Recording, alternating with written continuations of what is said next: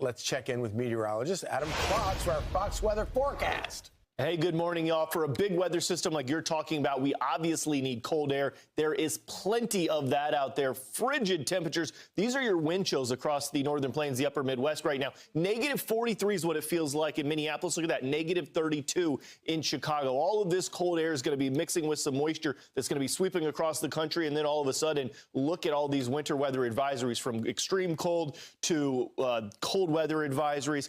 All of this ultimately turning into big winter storms that are going to be sweeping across the country. The cold area is going to be a part of this because ice is likely going to take down power lines. I'll show you more on that in just a minute. We're kind of still waiting for this to come together. This is some of that energy that's going to be shooting out of the desert Southwest, ultimately running across New Mexico, getting into Texas, Oklahoma. That is where this entire system begins before it sweeps across the rest of the country. On the southern tier of this system, you're looking at a big ice maker. On the northern end of this, that is where the snow is going to fall. In the snow, you could be seeing large swaths of the country that could be seeing a foot of snow, but beginning with that ice, that could be the most dangerous of all this.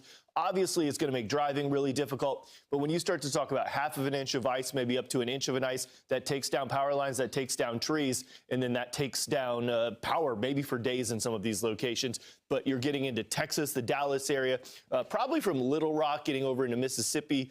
These are areas where the ice is going to be the worst, and then it's going to, again, really thicken up as you get into the mid-Atlantic, get into the Carolinas, get into the Virginia area.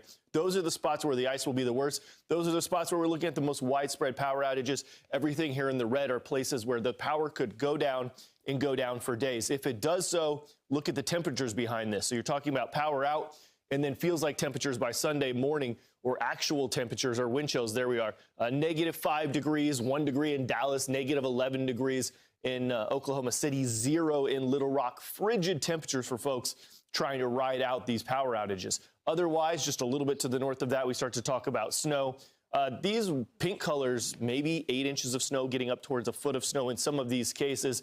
That continues to be the case as you ultimately push up along the northeast. All of these purple colors, 12 inches of snow. I wouldn't be surprised if some of these areas saw 14, 15, 16 inches of snow. Isolated areas will see more than that. I-95 corridor is going to be a big spot to pay attention to. Snowfall totals could be really impressive. That going Sunday into Monday. So this is a storm that begins later today, and it's going to take us all the way through the weekend into early next week. Guys? All right. Thanks so much. Let's bring in Ken Graham, director of the NOAA's National Weather Service. Ken, this seems pretty bad, the longest in so many years. And the thought is, to the last minute, we're wondering, did anything change? From your models, could anything change at the last minute? Well, you know, what's not going to change is this is going to be a big, big, impactful